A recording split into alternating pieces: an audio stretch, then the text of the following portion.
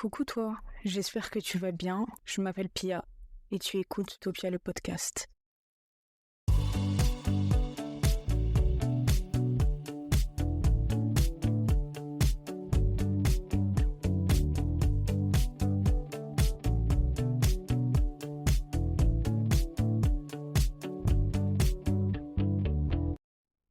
Coucou toi, j'espère que tu vas bien. Aujourd'hui, on se retrouve dans le 3e épisode d'Utopia le podcast, axé sur la santé physique.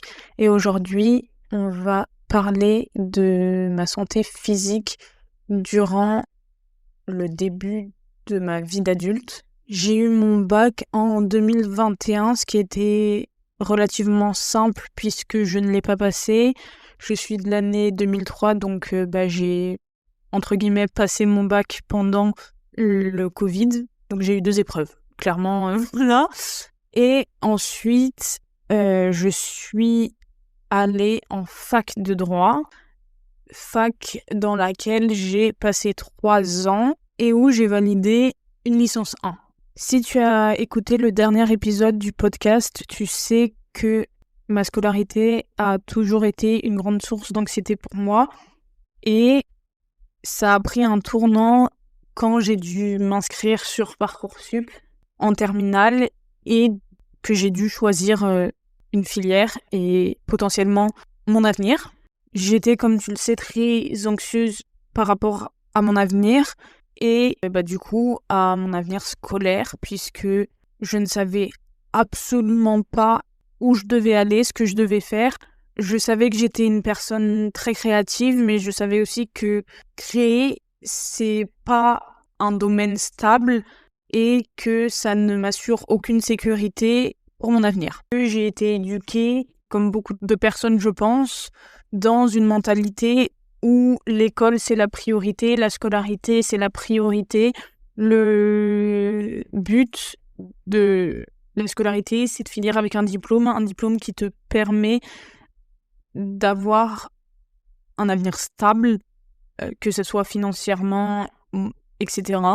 Et je me suis mis une pression énorme, sauf que je suis aussi déterminée et passionnée. Donc au début, je voulais faire des études de cinéma parce que j'ai toujours voulu être actrice et que pour moi, c'était évident d'aller en école de cinéma parce que c'était la seule chose que je voulais faire à l'époque. Donc on est allé à des portes ouvertes avec ma mère pour des écoles de cinéma.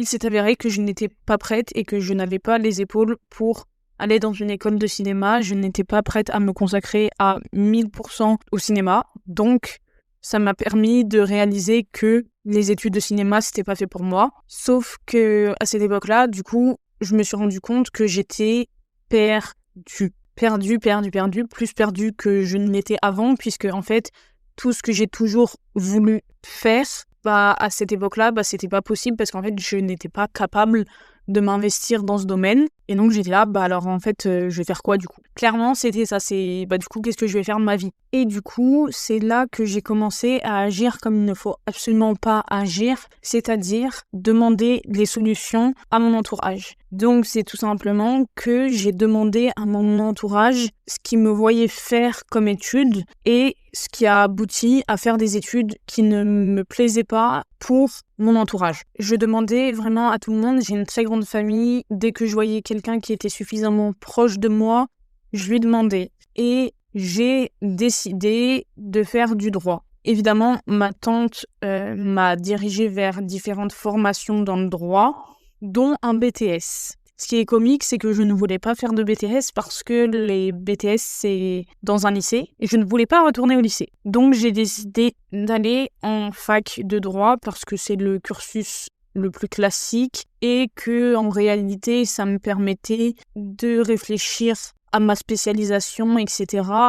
Durant mon cursus. J'ai finalement été acceptée dans la fac que je voulais, une très bonne fac en Île-de-France. Et au même moment, j'étais en train de déménager. Voilà, ma mère a vendu l'appartement dans lequel on vivait et elle a racheté un appartement dans lequel on vit actuellement. Sauf que l'appartement nécessitait des travaux tout simplement. Donc, il n'était pas clairement, on ne pouvait pas habiter directement dedans. Donc, pendant plus d'un semestre, Je vivais à droite et à gauche, on m'appelait la nomade. J'ai vécu chez une tante, chez des amis, enfin voilà. Et je ne vivais pas du coup tout le temps avec ma mère, ce qui était relativement compliqué parce que c'était la première fois qu'on était séparés, qu'on vivait plus réellement ensemble, même si on se voyait presque quotidiennement. C'était assez compliqué, surtout qu'il fallait que je me consacre à mes études. Les études de droit, c'est des études très compliquées où la charge de travail est énorme. Donc pour la faire courte, on a fini par déménager et je n'ai pas eu mon année, je suis allée au rattrapage et il me manquait 0,5 points de moyenne pour passer en L2. J'avais le seum, j'ai toujours le seum, mais c'est la vie. Du coup, j'ai dû refaire ma première année où j'avais 20 heures de cours à tout casser pendant un an. Je me suis pas ennuyée parce que à côté, j'ai développé des projets dont ma marque de vêtements et du coup, j'ai facilement validé mon année et ensuite, je suis passée en L2 et tous mes mots MAUX sont revenus. Donc mes études de droit, c'était une période où j'étais extrêmement anxieuse pour changer et où j'ai commencé à avoir des douleurs au dos. Quand je vous dis des douleurs au dos, c'est des douleurs comme si j'étais une personne âgée et que je ne pouvais pas sortir de mon lit. Voilà, c'est-à-dire qu'il y a des moments où j'avais des paralysies du dos, tout simplement, que je ne pouvais plus bouger mon dos, plier mon dos sans hurler de douleur. Donc j'ai fini par aller voir un médecin, mon ostéo, qui m'a dit que c'était tout simplement parce que j'étais extrêmement sédentaire. Évidemment, je passais mes journées assise sur les bancs des amphithéâtres et sur la chaise de mon bureau quand je rentrais à la maison. Donc évidemment que j'étais 90% de mon temps assise ou allongée. Soit j'étais assise, soit j'étais en train de dormir allongée. Et elle m'a expliqué que l'intensité de mes douleurs était liée à mon stress et à la pression que je me mettais. Donc c'est là que j'ai été forcée de faire un lien entre ma santé physique, ma santé mentale et le développement personnel tout simplement. Du coup, j'ai commencé à m'intéresser aux messages cachés que voulait me faire passer mon corps, tout simplement, parce qu'à l'époque, en première année, j'étais plus suivie par une psychologue. Donc, j'ai décidé de faire le travail toute seule, parce que je ressentais pas le besoin d'aller voir une psy, tout simplement, et que je n'étais pas dans une situation suffisamment stable pour aller voir une psy. Pourquoi je me justifie d'ailleurs, je n'ai point à me justifier, mais voilà. Et du coup, j'ai compris que les douleurs au dos étaient liées au poids, à la pression qu'on se met, surtout aux attentes et également au poids qu'on nous met sur les épaules. On porte le poids de quelque chose, de quelqu'un. Et en l'occurrence, c'était la pression de ma mère à la réussite de mes études. En droit, ma mère a toujours, comme je vous l'ai dit, toujours été très études, les études passent avant tout, etc. Et elle m'a mis une pression énorme, malgré elle, je pense, pour mes études, ce que je comprends, mais que je n'ai pas réussi à endosser tout simplement parce qu'en fait, j'étais pas dans la voie qui me convenait. Mais c'est pas pour autant qu'en comprenant ça, j'ai arrêté mes études et j'ai eu la force d'arrêter mes études parce que j'ai un grand problème, une grande peur, c'est la peur de décevoir. Et pour moi, arrêter, c'était synonyme d'échouer et de décevoir mes parents et ma famille, etc., etc. Et pour moi, quand je vous dis que c'était inenvisageable, c'est que vraiment, je préférais me tuer ma santé mentale et physique que m'avouer vaincue par des études de droit. Donc, vous voyez qu'on est encore sur un petit comportement toxique envers moi-même, mais c'est ok. C'est ok si on s'en rend compte après. Et ce qui m'a fait tenir aussi avec du recul, je pense, c'est que j'ai redoublé mon année. J'ai redoublé ma première année et du coup, ça m'a permis d'être beaucoup moins dans les études, beaucoup plus dans ma créativité et je sais que c'était un moment où j'étais extrêmement heureuse parce que en créant ma marque, j'ai trouvé ma voie, j'ai compris que j'étais faite pour créer, pour aider les gens d'une certaine manière, etc.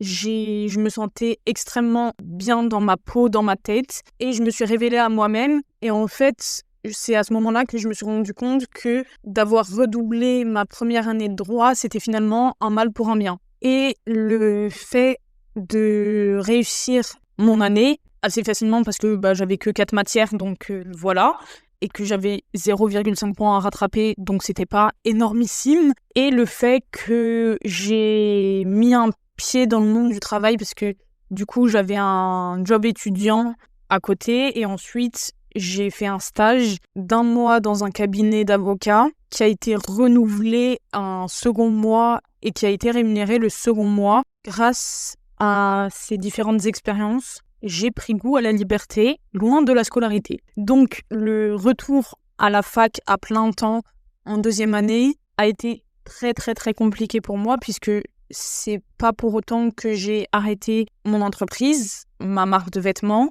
Donc je devais jongler entre les études et le travail personnel de ma marque de vêtements, et je ne me retrouvais plus. Je venais de passer 2 mois en saison à l'île d'Oléron, saison qui m'a bouleversée intérieurement. Et en fait, j'étais plus à ma place. Tout simplement, j'étais plus à ma place. Pendant 1 an, j'avais réussi à trouver ma place, à jongler entre activités professionnelles et études. Et là, j'en ai été tout simplement incapable. Sauf que j'avais ce petit démon dans ma tête qui me disait « Pia, le plus important, c'est les études. Il faut que tu aies ton diplôme. T'en as encore pour 4 ans. Ça va passer. » Spoiler alerte, c'est pas passé. Donc, j'ai recommencé à avoir énormément de douleurs au dos. J'allais régulièrement voir l'ostéo. Et en fait, le problème était toujours le même.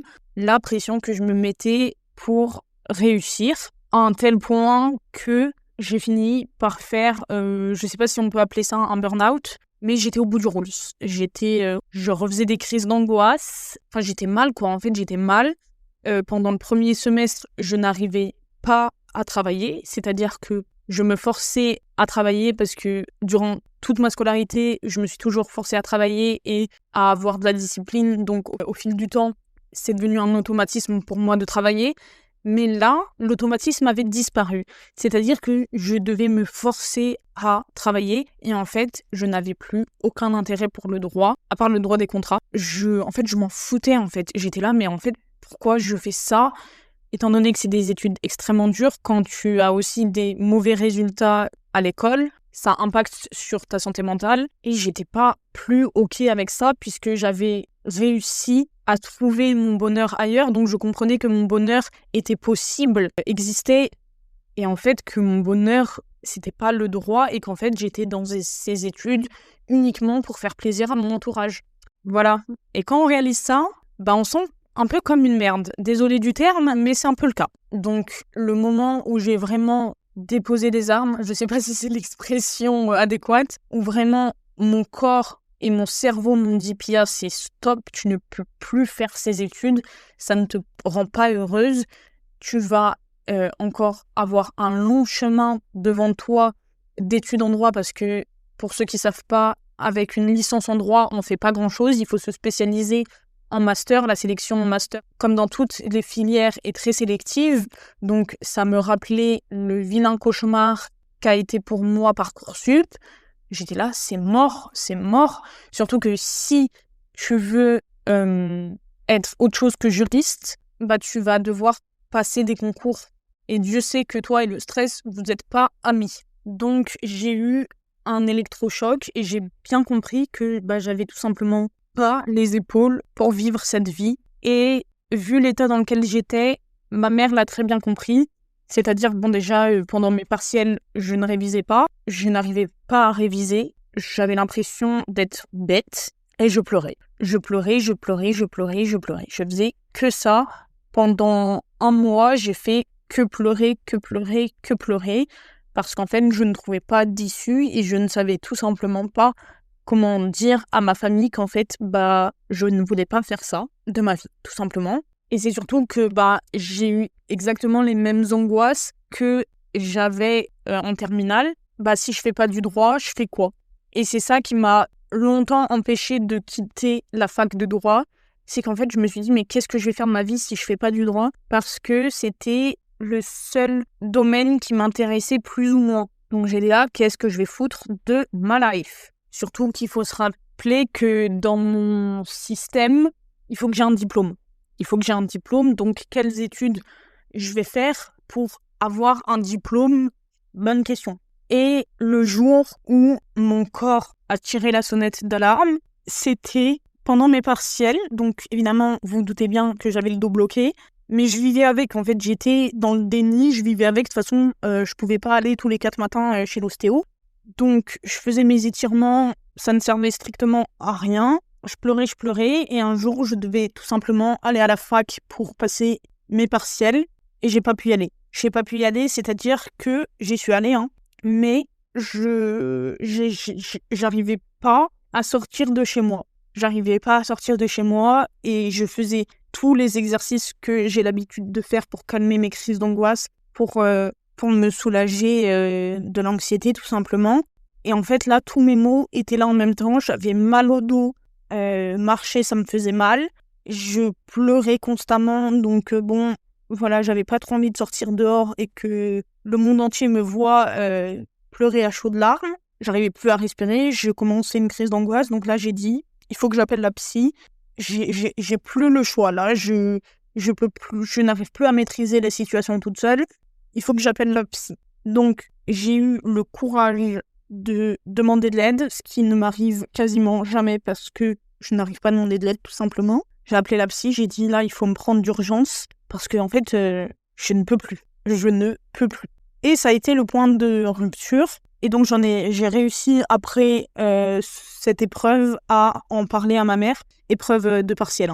J'ai réussi à en parler à ma mère, je lui ai dit maman, c'est plus possible. À vrai dire, j'en ai pas tout de suite parlé à ma mère, dans mes souvenirs, j'ai appelé mes amis et ensuite j'ai appelé une de mes tantes et ma tante en a parlé à ma mère et ensuite ma mère m'en a parlé. Si je me souviens bien dans mes souvenirs comment ça s'est produit, et ma mère a réalisé qu'en fait je pouvais plus en fait. Je pouvais plus. Donc on a eu une conversation et elle m'a dit Pia, tu finis ton année. Pendant cette année, tu fais le maximum sans te mettre mal. Tu fais ce que tu peux et tu essayes de trouver une filière qui pourrait te plaire avec un cursus qui pourrait te plaire.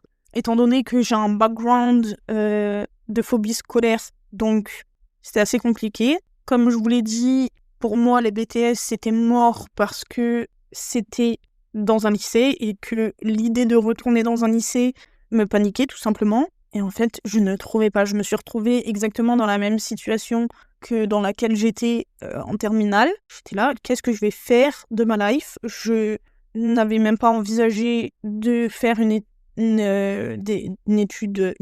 école payante, tout simplement parce que j'ai jamais voulu faire d'école payante pour des raisons qui me sont propres. Donc voilà, j'étais dans une impasse. En juillet, du coup, c'était en juillet. Qu'est-ce que je raconte? Donc ça, c'était l'année dernière, dès janvier 2024. Donc j'ai fini par finir mon année, lamentablement, puisque je ne l'ai pas eu.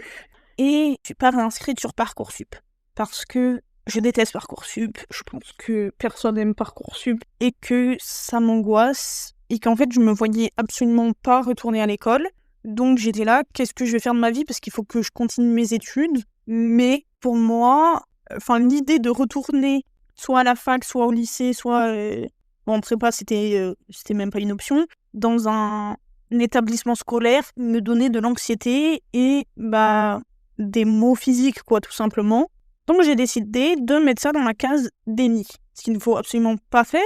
Et donc je parlais aussi à mes amis de la fac de ce que je voulais faire, ce que j'envisageais de faire et tout. Elles m'ont dit mais Pia, faut que tu trouves des études en fait. Faut que tu trouves un cursus, un cadre surtout. Et je dis ouais mais comment je vais faire? Qu'est-ce que je vais faire en fait? Parce que je n'avais vraiment, sincèrement, aucune idée. Et pour vous dire, jusqu'à juillet 2024, je n'avais aucune idée de ce que j'allais faire.